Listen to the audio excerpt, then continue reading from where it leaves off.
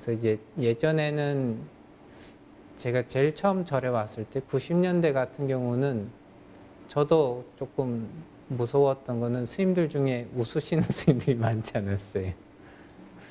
그래서 왜 그럴까 하고 이렇게 스님들한테 물어보면은 그 예전에는 스님들이 웃거나 이러면은 특히나 이제 경전에나 이런 데서도 뭐 파언대소를 하지 말아라 뭐 이런 게 있었던 것 같고, 또 이제 선정을 닦으면서 지혜를 닦는 사람들은 언제나 이 날카로워야 되고, 웃는다고 하는 것은 어찌 보면 이제 쾌락을 쫓는 것 같은 그런 행동이기 때문에 웃는다, 이런 얘기를 이렇게 하시면서 중은 웃는 거 아니야 뭐 이런 그 분위기가 있었던 것 같아요.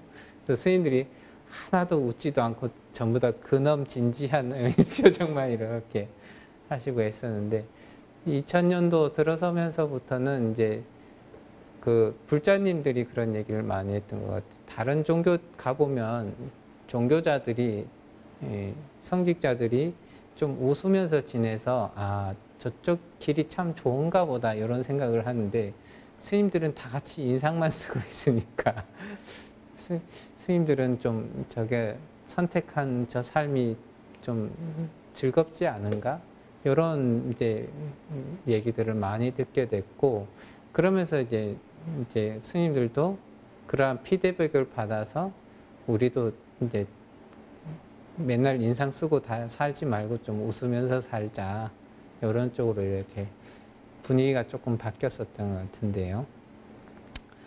어떤 것이 됐든 부처님의 이렇게 가르침을 따라가면서 하나하나 진리를 깨우치고 그 진리 속에서 자기의 삶의 편안함과 이런 즐거움들을 찾을 수 있다면은 그 기쁨이 스스로 점점 넘쳐 흘러가지고 언제나 해탈 열반을 맞이하는 그러한 즐거움을 반드시 얻을 수 있을 것이다 하는 얘기들을 부처님께서 이렇게 하셨습니다.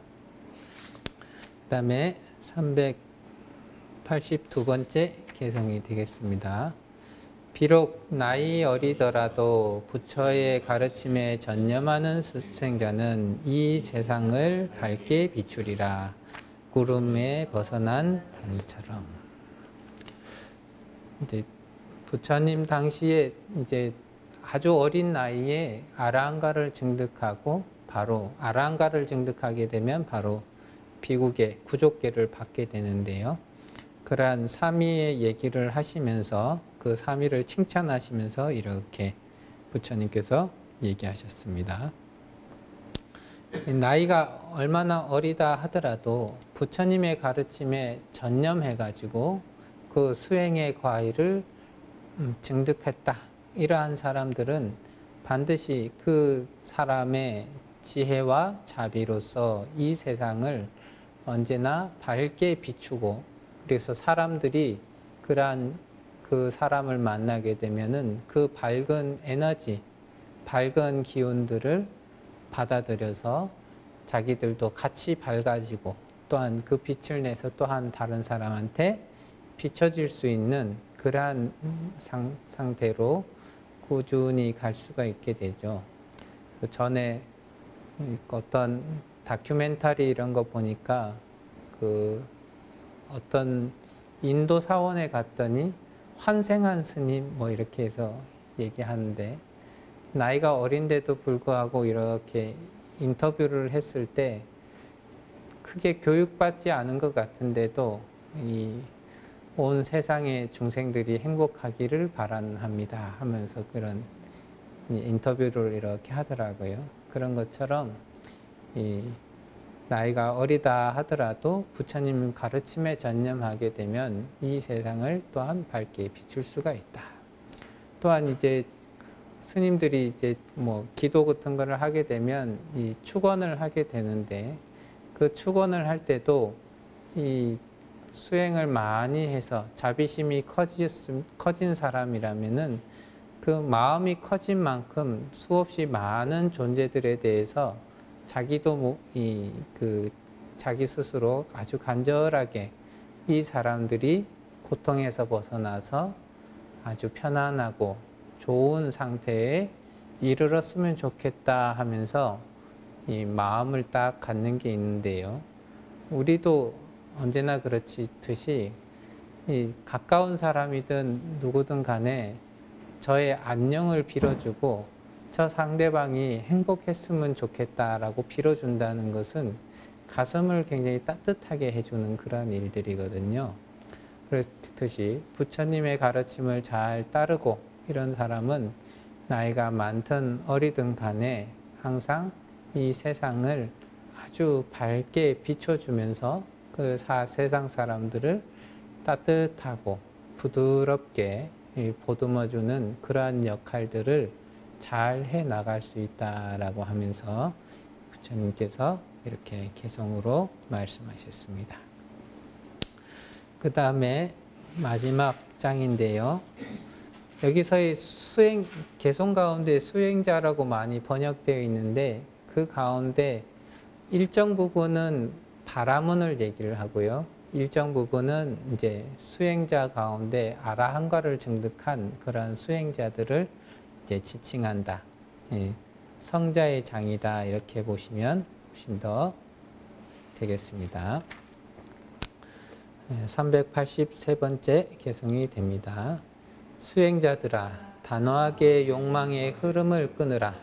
육체의 욕망을 버리라. 모든 것이 다 사라진다는 것을 알면 또한 사람이 없는 대자유의 경지를 알게 될 것이다.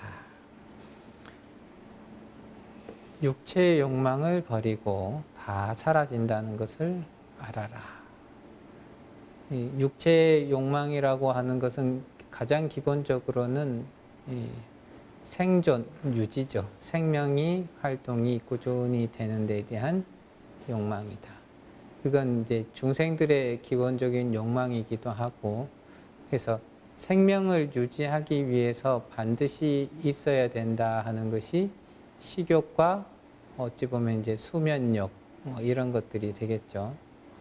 그런 부분들에서 이 사람이 자기의 욕망을 단단히 하면서 이것은 반드시 필요하다, 이렇다 저렇다 이런 얘기들을 많이 하고, 어떤 사람은 많이 먹어야 된다, 조금 먹어야 된다, 많이 잠을 자야 된다, 조금은 잠을 자야 된다 하면서 각기 얘기를 하긴 되겠지만서도 이제 경전에 이렇게 기해서 이렇게 보면은 부처님하고 아라한가를 증득하셨던 분들은 그 걸식을 해서 하루에 한 끼 드시는데 걸식을 해서 못 드시고, 그렇게 못 드신 기간이 일주일이 돼도 불안해 하시질 않거든요.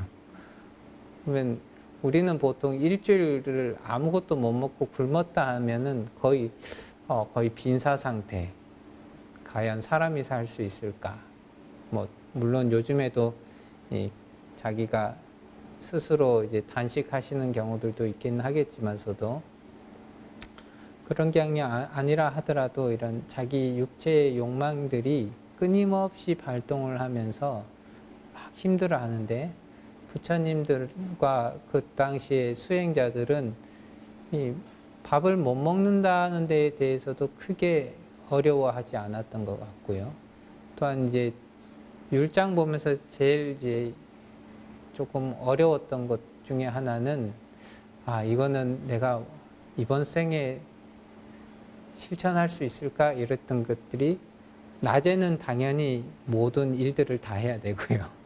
밤을 세 때로 이렇게 나누게 되는데, 초야와 후야는 일어나서 수행하는 것이 당연하고, 중야 때는 수행을 열심히 하다가 피곤하면 오른쪽 그 옆구리를 땅에다 대고 이제 잠깐 쉬어라 이렇게 얘기를 하거든요.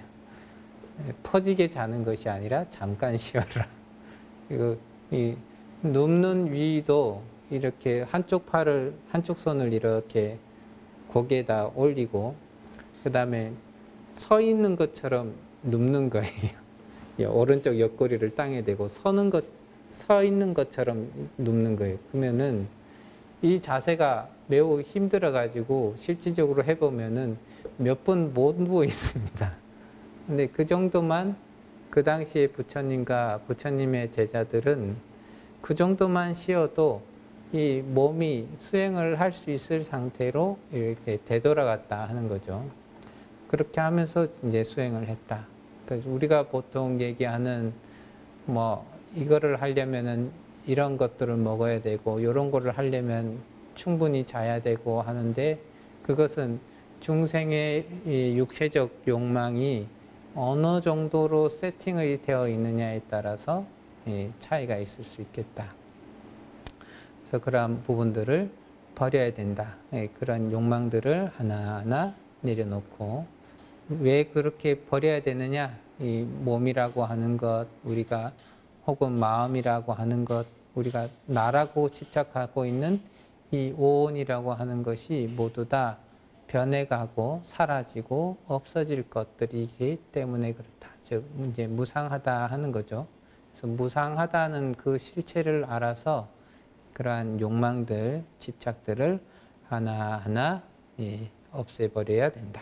그렇게 된다면은 사라짐이 없는, 없앨 것이 없는 그러한 대자유의 경지에 들게 될 것이다 하는 얘기들을 부처님께서 하셨습니다.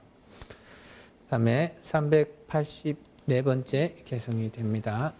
수행자가 만일 두 가지 법으로 생의 저쪽 기슬계에 이르렀다면 이 지혜로운 이에게서 온갖 속박은 사라질 것이다. 여기서의 두 가지 법이라고 하면은 이제 사마타와 위파사나, 한문으로는 지와 관, 합쳐서 보통 지관법이다 이렇게 얘기를 하죠. 사마타는 보통 이제 어느 대상에 집중하는 형태를 사마타라고 이렇게 합니다. 이것 또한 마찬가지로 자기 마음이 얼마나 갖가지 대상에 끌려다녔었던가를 확실히 알려고 하면은 어떠한 대상에 집중해 보면 이게 딱 티가 납니다. 그래서 대상에 집중한다고 뭐 연부를 한다기나 뭘 한다고 했을 때 집중을 해서 하나에 몰두를 하려고 하면은 반드시 그 몰두하는 마음을 흔들리려고 하는 어떠한 생각들이 끊임없이 이렇게 올라오게 되는데 그러한 법들을 이런 것들이 올라왔구나 하고 다시 그러면서 자기가 집중하던 그 법에 꾸준히 집중하는 힘을 계속 쏟다 보면은 그러한 흔들려고 하는 작용들이 점차로 줄어들고 사라져가고 힘을 잃게 되고 하는 그런 현상들이 일어나고 근데 그것만 해서 모든 것이 잠재워지는 것이 아니라 그렇게 자꾸만 마음을 흔들려고 하는 그 생각 하나가 어떠한 속성을 가지고 있고 저것이 어떠한 착각들을 어떠한 착오들을 나에게 발생되었던가 하는 것들을 이제 딱 살펴보면은 그 다음부터는 그래서 그것의 실체를 여실하게 알게 되면은 그 다음부터는 그러한 기억들을 흔들려고 하는 것들이 잘 발생되지 않는 그러한 모습들이 이제 겪게 되는 거죠. 그래서 그 두 가지 법을 온전히 잘 알아가지고 그 법으로서 이 생을 뛰어넘는 저 기슭에 다다랐다면은 그러한 사람은 온갖 속박에서 사라지게 될 것이다. 우리가 이제 어떠한 부분에 속박이 되는 것은 딱 어떠한 잡생각이든 뭐든 한 생각이 탁 일어났을 때 거기에 자기 마음이 탁 쓰인다고 한다면 그것이 바로 속박이 될 텐데 그러한 속박을 온전히 끊을 수 있는 것은 이 지와 관, 사마타와 비파사나라고 하는 두 가지 힘을 온전히 썼을 때 그렇다.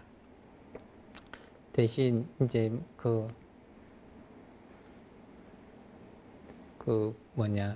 원각경 요런 데 보면은 이제 어느 품인지는 제가 정확하게 기억나진 않지만 어떤 사람은 사마타를 열심히 닦아야 되는 사람이 있고 어떤 사람은 비파사나를 열심히 닦아야 되는 사람이 있고 순서가 비파사나 다음에 사마타를 닦아야 되는 사람, 사마타를 닦고 비파사나를 닦아야 되는 사람, 사마타, 비파사나를 동시에 닦아야 되는 사람, 뭐 이런 식으로 해서 중생의 근기마다 이러한 것들이 조금 차이가 있다 하는 것들을 이제 얘기했던 그런 품이 있었는데요. 그 어떤 것이든지 간에 중생이 자기의 이 기질을 잘 파악하면서 이런 사마타와 비파사나를 아주 균형감 있게 잘 수행한다고 한다면 반드시 이 온갖 속박에서 벗어날 수 있게 될 것이다 하는 얘기를 이렇게 하고 있습니다.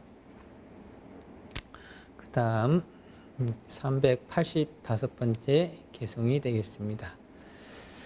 이쪽 기술도 없고 저쪽 기술도 없고 두려움도 없고 속박도 없는 사람을 나는 진정한 사랑을 부른다.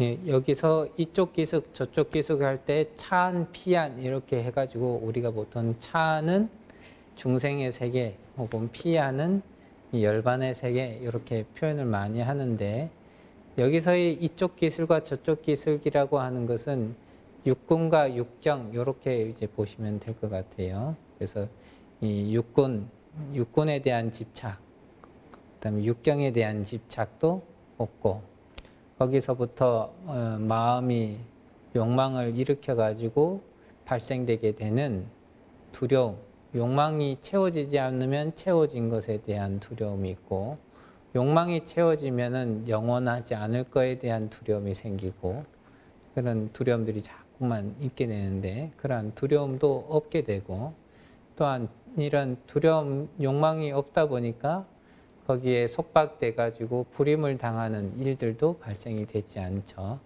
이렇게 것처럼 이 감각 육근과 육경에 어디에도 이 마음이 집착을 하지 않고 자기 마음이 아주 편안한 상태에 이르러 있는 그러한 사람이라면은 그 사람을 진정한 수행자라고 부처님께서 얘기를 하셨습니다. 그 다음에 386번째 개송입니다.